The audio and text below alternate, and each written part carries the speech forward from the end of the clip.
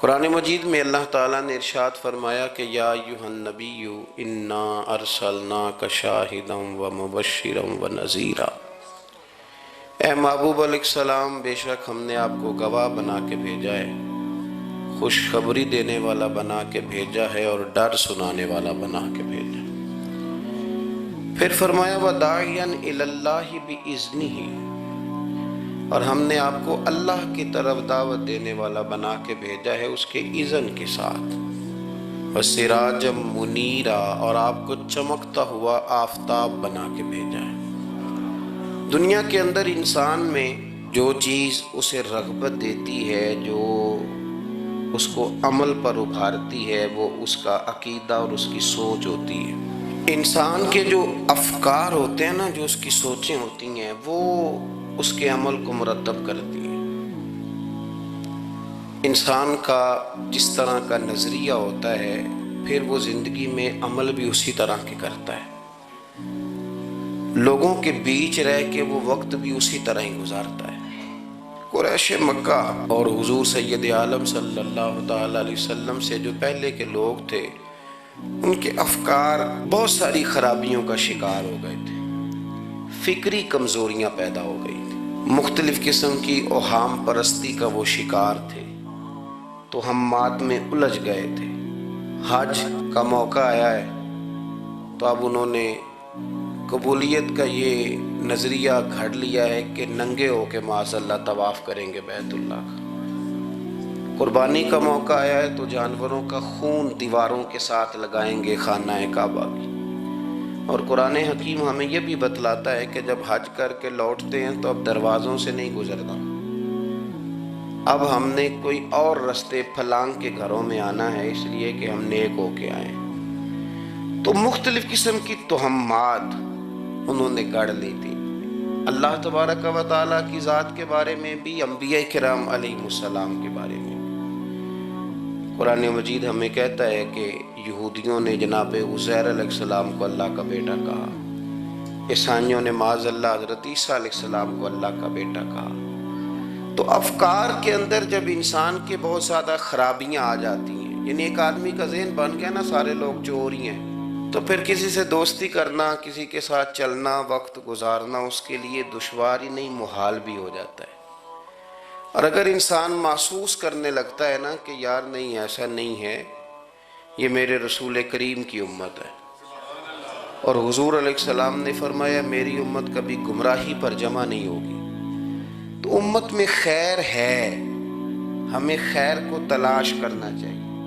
پھر انسان آہستہ آہستہ نرم ہونے لگتا ہے، لوگوں کو گنجائش دینے لگتا ہے، اور ان کی باتوں کو، ان کی کمزوریوں پر وہ استدلال کرتا ہے کہ یہاں کمزور پڑ گئے ہوں گے، یہاں یہ مسئلہ ہو گیا ہوگا۔ وہ کسی نے کہا تھا کہ جانے کس عمر میں جائے گی یہ عادت میری، روٹنا اس سے تو اوروں سے الجھتے پھرنا۔ کئی دفعہ یوں بھی ہوتا ہے۔ تو ہمارے ہاں افکار میں اگر حسن رہے، تازگی رہے، خوبصورتی رہے، اب بھی کچھ لوگ ایسے ہیں جو اعتدال کا رستہ چھوڑ جاتے ہیں۔ صوفیاء کی جماعت میں جب سے ملنگوں نے قدم رکھا ہے، اور بہت سارے ایسے لوگ جو کہتے ہیں کہ نہیں تمہیں نہیں پتا، بات معرفت کی ہے، تو ان لوگوں نے بھی خرابی پیدا کر دی۔ پھر اس کا نقصان یہ ہوا کہ کچھ دانشوروں نے، شعراء نے، سیاستدانوں نے معاذ اللہ یہاں تک کہنا شروع کر دیا کہ جو جس کو بھی پکارتا ہے کسی نہ کسی روپ میں اللہ کو ہی پکارتا ہے۔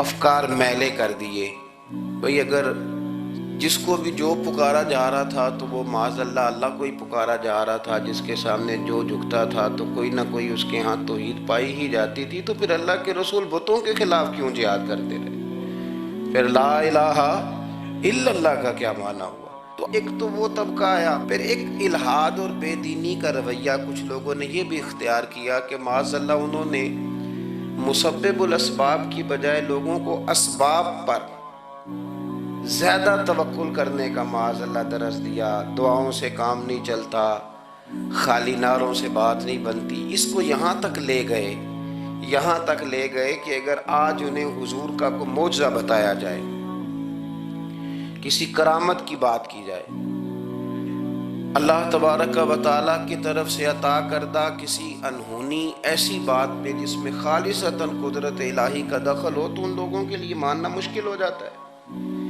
کیونکہ انہوں نے زور ہی اس بات پہ دے دیا ہے۔ تو ان سارے رویوں کے اندر ہمیں پھر پلٹ کر انہی تعلیمات کی طرف توجہ کرنی ہوگی جو مدینے والے محبوب نے ہمیں عطا فرمائی، جو حضور نے عقائد اور نظریات کا حسن ہمیں عطا فرمایا۔ یہ میرا دور گھبرائے ہوئے لوگوں کا دور ہے، پریشان لوگوں کا دور ہے۔ ڈپریشن کے مریضوں کی تعداد 65% تک پہنچ گئی ہے۔ اس قدر زیادہ لوگ ڈرے ہوئے، پتہ نہیں کیا ہوگا۔ جو غریب ہو گیا وہ جانتا ہے شاید کبھی بھی میرا ہاتھ نہیں پڑے گا، جو بیمار ہو گیا وہ سمجھتا ہے کہ شاید کبھی تندرست نہیں ہوگا۔ تو کمزوری آ گئی اور تیزی کے ساتھ آئی۔ ٹی وی پہ بیٹھے لوگوں نے بھی کمزور کیا۔ پھر ایک تعویذ دھاگے والے تھے، انہوں نے بھی کہہ دیا تینوں کسی نے کچھ کیتا ہے۔ وہ بھئی کنے کیتا ہے؟ کہندا ہے مینوں حکم ہی نہیں، مینوں تے شرارت دا حکم سی وہ میں کر چھڑی، تینوں کسی نے کچھ ہے۔ اب تو سوچتا رہ، جتنے تیرے دشمن ہیں تو ان کی لسٹ بنا لے۔ تو شرارتیں ہوئیں، لوگ کمزور ہوئے، افکار کے اندر کمزوری آئی۔ رسول کریم صلی اللہ علیہ وسلم لوگوں کو طاقتور کرتے، توکل کا درس دیتے، توحید باری تعالیٰ کے ستھرے جذبے حضور اپنے غلاموں کو عطا فرماتے، ان کی فکری حضور تربیت فرماتے، فکری۔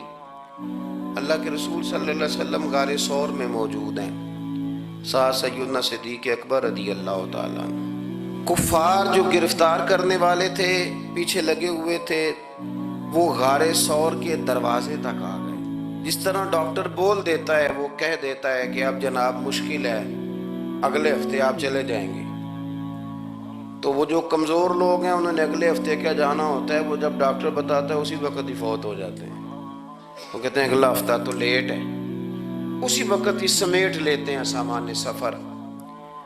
اور کچھ لوگ ایسے تھے، ڈاکٹر نے کہا کہ جناب آپ کی رپورٹس بتاتی ہیں کہ آپ بہت جلدی چلے جائیں گے، تو انہوں نے کہا جناب آپ جو کہہ رہے ہیں اپنے علم کے مطابق کہہ رہے ہیں، پر ہونا تو وہ ہے جو میرا رب کریم چاہے گا۔ یہ وہ جذبات ہیں جو ہمیں رسول کریم علیہ السلام نے عطا فرمایا۔ دیکھو حضرت ابوبکر صدیق رضی اللہ تعالیٰ عنہ کے ساتھ حضور غار ثور میں موجود ہیں۔ کفار جو گرفتار کرنے والے ہیں وہ دروازے تک آ گئے، بالکل دروازے تک۔ جناب صدیق اکبر رضی اللہ تعالیٰ عنہ ان کو دیکھ کر تھوڑا سا گھبرائے، اپنے لیے نہیں، ذات مصطفیٰ کے لیے گھبرائے، کہیں حضور کو کوئی تکلیف نہ پہنچ جائے، تھوڑا گھبرائے۔ یا رسول اللہ وہ تو قریب آ گئے، اور اگر انہوں نے پیروں کی جانب جھک کر دیکھا تو وہ تو ہمیں دیکھ لیں گے۔ بالکل سرانے پہنچ گئے، یہ آ گئے، کھڑے ہو گئے، اور درمیان میں پردہ کیا ہے؟ مکڑی کا جالا، اور مکڑی کا جالا پھونک سے بھی اڑ جاتا ہے، تو مکڑی کا جالا بیچ میں۔ حضور وہ تو پہنچ گئے، ذرا جھک کر کے دیکھیں گے تو وہ تو ہمیں پکڑ لیں گے۔ اب یہ وقت تربیت ہے، اور وہ تربیت جو محبوب نے اپنے اس عظیم صحابی کی فرمائی، اس تربیت کو میرے رب کریم نے قرآن مجید میں بیان فرمایا۔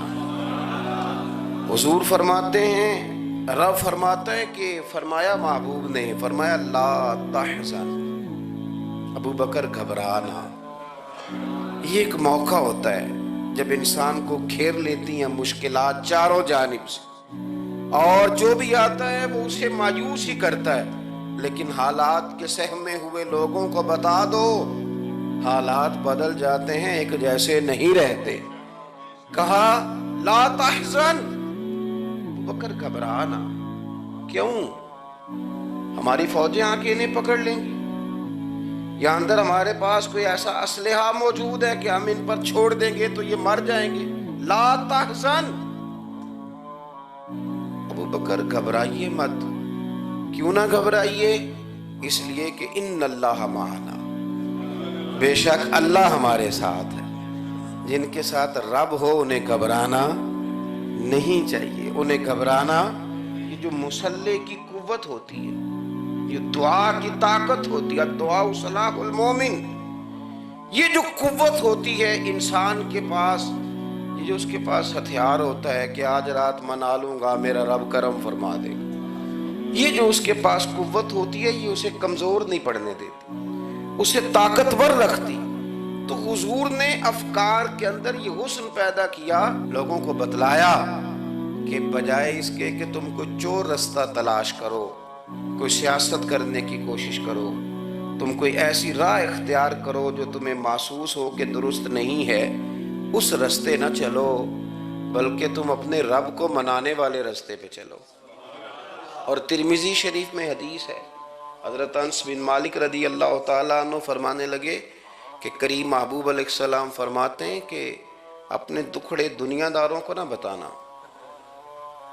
سیٹھوں، نوابوں، چودھریوں چاپلوسی کرنے کی ضرورت کوئی نہیں، اپنے دکھڑے دنیا داروں کو نہ بتانا ورنہ اللہ تمہیں کبھی غنی نہیں فرمائے گا۔ فرمایا اپنے دکھ اپنے رب کریم کی بارگاہ میں عرض کرنا، جلدی یا دیر سے اللہ تمہیں لوگوں سے بے نیاز کر دے گا۔ تربیت فرمائی۔ ہم لوگوں نے تیزی سے اپنے آپ کو کمزور کیا ہے، توجہ کا مرکز دنیا دار۔ وہ اکبر الہآبادی نے کہا تھا کہ خاتون حضور کی بارگاہ میں حاضر ہوئی، یہ بھی سیاستہ میں آپ کو روایت ملے گی، بہت ساری کتابوں میں ہے لیکن اس کی اصل آپ کو بخاری شریف میں ملے گی۔ حضرت ابو ہریرہ رضی اللہ تعالیٰ عنہ فرماتے ہیں کہ خاتون آئی تو اس نے آ کر نا بڑے درد کے ساتھ حضور کی بارگاہ میں استغاثہ پیش کیا، عرض کرنے لگی یا رسول اللہ صلی اللہ علیہ وسلم میں نا مرگی کی مریض ہوں اور بڑی تکلیف میں ہوں۔ یہ جو مرگی کا مرض ہوتا ہے یہ اعصابی بھی ہے جسمانی بھی ہے، ذہن کو کنٹرول کرتا ہے اور انسان جسمانی طور پر بھی بالکل اس وقت جب دورہ ہوتا ہے مفلوج ہو جاتا ہے، ذہنی طور پر بھی خوشی غمی آنا جانا دشوار ہو جاتا ہے انسان کے لیے۔ تو وہ خاتون عرض کرتی ہے یا رسول اللہ صلی اللہ علیہ وسلم مجھے مرگی ہے، کریم آپ دعا فرمائیں رب مجھے شفا عطا کر دے۔ حضور دعا فرما دیا کرتے، اللہ تعالیٰ نے میرے محبوب کے وجود کو شفا بنایا تھا، لعاب دہن مولا علی کی آنکھوں پہ لگائیں تو رب کریم فوراً شفا عطا فرمایا۔ لیکن حضور نہ تربیت جب کرتے نہ تربیت لوگوں کے بیچ، تو پھر نظریات کو، عقائد کو، افکار کو حضور غسل دیتے، وضو کراتے۔ یہاں بھی سرکار نے صحابہ کے بیچ اس خاتون سے گفتگو فرمائی اور حضور فرمانے لگے اگر تو کہے تو میں دعا کرتا ہوں رب تجھے شفا دے دے گا۔ حضور فرمانے لگے اگر تو کہے میں دعا کرتا ہوں اللہ شفا دے گا، اور فرمایا اگر تو کرے صبر تو میرا وعدہ ہے رب بغیر حساب کتاب جنت عطا کرے گا۔ اب یہ سوچ ہے، یعنی ہمیں جب چانس ملتا ہے دنیا اور آخرت میں چیزوں کو عکس